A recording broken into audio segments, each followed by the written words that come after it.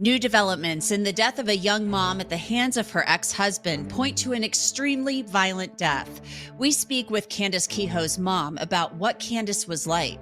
No, we're not doing this. I want to make sure that my children need to be safe. Lead detective on the case also joins us to discuss what the new autopsy results reveal. Within hours, he's coaxed Candace to his house. He does terrible things to her, resulting in her death. Welcome to Law&Crime Sidebar podcast. I'm Angenette Levy.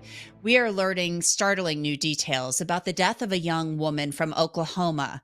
Candace Kehoe's body was found next to her ex-husband's in July. Candace was found dead inside of a truck that was sinking in a lake. Her ex, George Kehoe, who also went by Dakota, was also dead from a self-inflicted gunshot wound, according to police. When Candace's body was found, all police said was that she died from some sort of violent encounter. Now the medical examiner says Candace had multiple stab wounds and signs of asphyxiation. The couple had 3 young daughters, ages 5, 7, and 9. Candace and Dakota had reportedly been dealing with custody issues for years. Joining me to discuss the tragic death of Candace Kehoe is her mother, Thuresa Hill, and Detective John Singer of the Claremore Police Department. Thuresa and Detective Singer, welcome to Sidebar. Thank you so much for coming on. Thank you. Good morning. Good morning. Thuresa, I'll start with you. First of all, how are you doing right now, given the facts that have come out about your daughter's death? How are you doing? How is your family doing? We're trying our best. It's as a mother, I just didn't lose my child. I also have to see my other children emotionally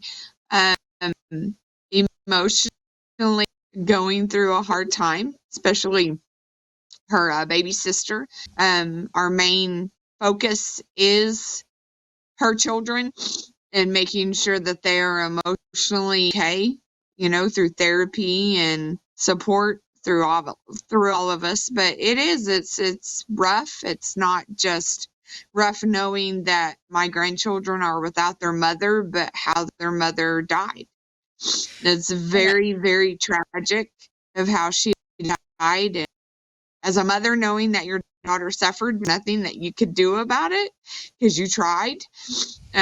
Very, very heartbreaking. And I want to talk about the 3 little girls. You have 3 granddaughters. Where are they? Where are they? Candace's daughters, where are they and how are they doing? My son, her brother, has guardianship of them, permanent guardianship. I get to see them all the time. My 10-year-old actually goes to school with them, so we're involved a lot. They are doing the best that they can be. They have their days where they're missing mommy, and they'll tell me, I miss mommy. Tell them stories about mommy, or we will talk about mommy. And of course, therapy's helping them. We had, find the correct therapist to be able to understand what they've been through, and because there's a lot of things that got disclosed, their forensic interviews and things like that, because of things that they have told their therapist or told my son and daughter-in-law. So there's a lot more therapy that needs to be done than just their mother's death. There's a lot of trauma that has happened through their little lives, and now we're trying to make sure that no matter what, they are supported and get every bit of therapy that is needed for them. And they have a lot of support. Their school's great. They're everything. And I assume that they may have witnessed abuse. That's typical, sadly, in cases such as this one. They they had more abuse, trauma abuse done to them than what they seen between their parents. They were not the greatest situation at all living with him and his family, his mother.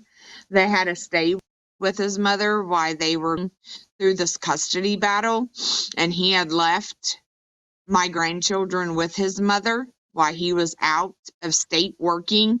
And there's a lot of trauma stuff that went on in that situation, more than just physical or mental abuse that they seen their father do to their mom, because they were not present a lot of time when he would be with my daughter or a lot of things like that, but they did see or go through a lot of trauma while they were in her home. So, and it stems for things that happened a few years ago with things that were happening in the home, that she had a lot of sexual behavior children in her home that actually was steeping onto my grandchildren. So like I said, there's more to this than just what he was doing. Let's face it, after a night of drinks, we don't all bounce back the next day like we used to. We have choices to make. Do I have a great night tonight or a great day tomorrow? ZBiotics can help make that decision a whole lot easier. Of course, nobody wants to be stuck in the house the next day, missing a workout or work because of a night out on the town. ZBiotics is a pre-alcohol probiotic, and it's the world's first genetically engineered probiotic. It's in this little bottle here. It was invented by PhD scientists to tackle rough mornings after drinking. And here's how it works. When you drink, alcohol gets converted into a toxic byproduct in your gut. It's this byproduct, not dehydration, that's to blame for your rough next day. ZBiotics produces an enzyme to break this byproduct down. It's designed to work like your liver, but in your gut where you need it most. And just remember to drink ZBiotics before drinking alcohol. Drink responsibly and get a good night's sleep to feel your very best tomorrow. Go to ZBiotics.com/sidebar to get 15% off your first order when you use Sidebar at checkout. You can also sign up for a subscription using my code so you can stay prepared no matter the time or occasion. ZBiotics is backed with 100% money-back guarantee, so if you're unsatisfied for any reason, they'll refund your money, no questions asked. Again, remember to head to ZBiotics.com/sidebar. Use that code sidebar at checkout for 15% off. Detective Singer, talk to me a little bit about your role in investigating this case. The facts are really awful. The fact that Candace was in a vehicle, she had been stabbed, and then the vehicle sinks. So talk to me a little bit about your role in this case and what you've found. Well, this wasn't the typical domestic violence homicide where there's lots of abuse that leads up to this terrible thing at the end. This one's somewhat different in that regard. These George and Candace weren't necessarily very involved with the Claremore police like domestic abuse situations are. And that's because I don't think this relationship developed in the normal way that a domestic violence relationship does that results in death. This one really only occurred because of one of the daughters disclosing sexual abuse at the hands of her father, and that was the spark or the impetus that caused this terrible chain of events to begin. George came to know that his daughter had disclosed what he had done to her. He drove in from out of state overnight, and within hours, he's coaxed Candace to his house. He does terrible things to her, resulting in her death. Then he tells some of his family and friends what he's done, and that he's about to commit suicide. So by the time the police came to know that this was underway, George was moments away from death himself. So from my perspective as a detective, it's merely just gathering evidence of what has already occurred. Not a lot of mysteries in this. How this occurred will always, how this terrible situation, how this family dealt with so much, that's a mystery. It's not necessarily for me to solve. But what George did to Candace is terribly unfortunate, but also not real complicated. It's tragic, it's terrible, but I just think about these three little girls that over the short run and over the long run, over the rest of their life, they're going to know at some point more and more facts will become known to them that in the end, Daddy killed Mommy, and they lived most, if not all, of their life in a pretty unfortunate circumstance, pretty unhealthy environment, and I can't imagine what the future holds for them. I pray for them and I want the best for them, but what a tough hand for little girls to be dealt. Detective Singer, I want to talk a little bit more about how you said this is not your typical kind of domestic violence homicide case. And I know a lot of them are different, but typically you would see, I mean, obviously you're saying there was abuse going on, but it was George abusing one of the girls and the little girl disclosing this to her mother, and that lit the spark that led to this. How unusual is that in your experience? Because I could see that happening. Obviously it happened in this case, but at the same time, it's typically, I feel like there's usually some history there between the two spouses. Well, and I don't see any evidence of a healthy relationship between George and Candace but keep in mind that the really bitter, nasty custody and divorce case has been ongoing for, I think, 8 years. And for pretty much the life of all three daughters, Mom and Dad have been in a pretty ugly custody battle. So these little girls didn't necessarily remember ever living in a home where Mama and Daddy were living there together, healthy or otherwise. That's not how this family has tracked over the last bunch of years. So the girls have been in various other homes. Some people doing their best, some people not. But these little girls haven't lived in a home where Mommy and Daddy are living together. Obviously, George killed Candace. There was nothing healthy about their relationship. But I don't think that there was any real evidence of the traditional domestic violence relationship, where I, as a policeman, can look backwards at events that kind of foretold what was to come. This one's different. That George and Candace have been in an ugly court battle for a bunch of years, resulting in death. Where the more typical domestic violence is, there are lots of allegations by the victim over time of smaller acts of domestic violence. He beat me up. He hit me. He took my car away. He controls me. This one's a little different in that regard. Mm-hmm. Thuresa, talk to me a little bit about what was going on as far as this custody battle goes. Your daughter, Candace, I'm assuming, wanted to retain custody of her little girls. I mean, she is their mother. So what was going on as far as the custody battle goes, and had George ever made threats to Candace? As far as the custody battle goes, they had accused Candace of like throwing a shoe at the oldest granddaughter over a year ago, and Candace had to live with my youngest daughter for a while just because she's a single mom. She her apartment complex was just keep raising rent and things like that. So my youngest daughter let her and the girls move in with her. Well, in this time, that is when his family knew that the protective order that she had on his mother and her children were coming off.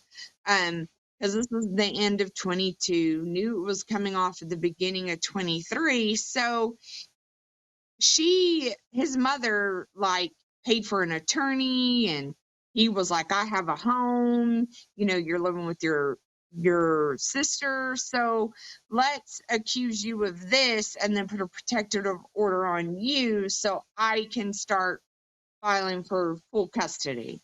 So that's how this court thing started coming about, because Candace was like, no, we've always had 50-50. I don't want to give you full custody. We're not going to do this. You're not keeping the kids, her kids, his mother's kids away from our daughters. And there was a lot of things that was going on with these children perping on my grandchildren. So it become a point to where Candace was like, no, we're not doing this. I want to make sure that my children need to be safe. Candace and I could never understand why he never understood that his children need to be safe. We didn't know at the time. Me and my family, my children know now, coming out with one of them saying that, he was hurting them, sexually abusing them. Well, no wonder why he didn't care. He didn't care about these kids herping on my grandchildren because he was the perpetrator himself. He was sexually abusing one of the girls. So Candace never understood. All I wanted was my girls to not be sexually abused, no matter what. Thuresa, And they Thuresa, wouldn't do this. Thuresa, was there any sign of George?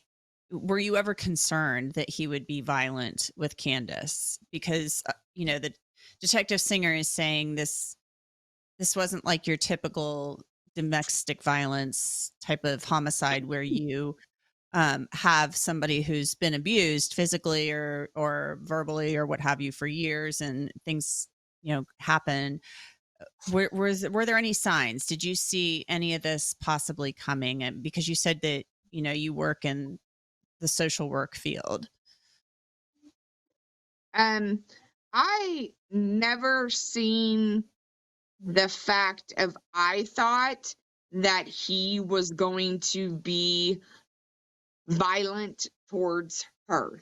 I knew that he had a very evil hold on her, because for a long time I tried to get her to meet him at safe places, not trust him just because he was the children's dad. She would always say, but Mom, I understand that, but if I keep saying that we need to do this or we need to do that, it's going to be harder on me because his mother's going to she has money and she's going to come back and there's going to be this long stuff again.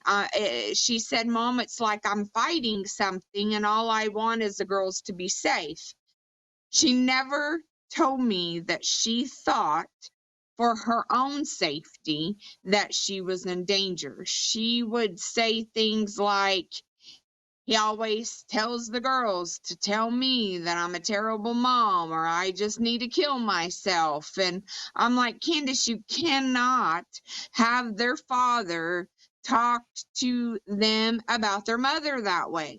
There is something going on mentally with him, no matter if it was just her, that I knew that he didn't care about her well-being or anything. It's been like that for a long time, ever since he started the divorce process, because he started the divorce process when the middle child wasn't even born yet.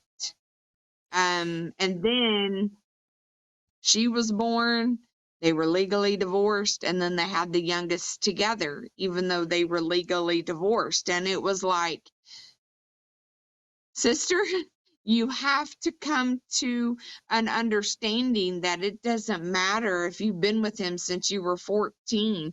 You guys had a teenage pregnancy. Then you kept trying to make sure that he was trying to be a dad. You can't make anybody do that. And she would say, well, I don't think he would ever hurt me physically per se, Mom. This was happening at first.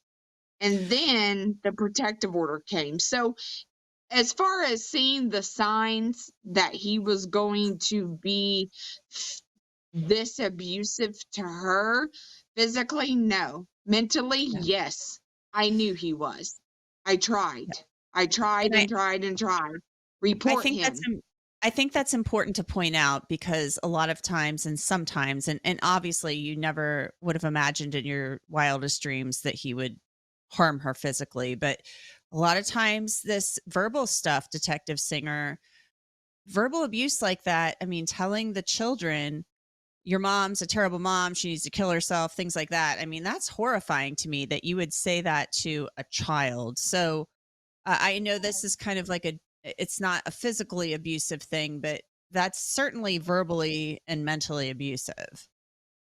No, absolutely. And, domestic courts, judges that hear divorce and custody disputes like this are filled with stories with bad parents doing bad things that harm their kids emotionally and mentally and sometimes physically. And this is an example of that.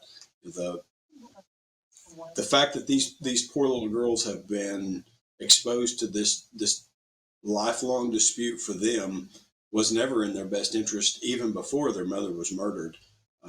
It just couldn't have had a worse ending. If there was an off ramp, if there was an escape for these little girls to get out of a bad situation, I couldn't invent a worse one. But that kind of that's not parenting. That's fighting and using little kids as weapons, and I'm afraid that those domestic courts deal with that about every day. Yeah, but I think it's something that our viewers can look at, and take heed of because it's just not normal to speak to children that way, and it is abusive. Thuresa, you said the little girls, your sweet little grandchildren, these three little girls, thank goodness, are getting some help. Your son, you said, has permanent custody. What do you want people who are watching this? What do you want them to take away from this? Even if you are bound and determined for your children to have that other parent, if that other parent is very toxic and abusive and not behaving like a parent should be and thinking about your children, it doesn't matter. Fight for your children. Do the best that you possibly can to keep them away from that other parent, no matter what it takes, because if not, this situation is what can be the ending title of this, the ending of the story. My daughter actually got murdered for fighting for her children.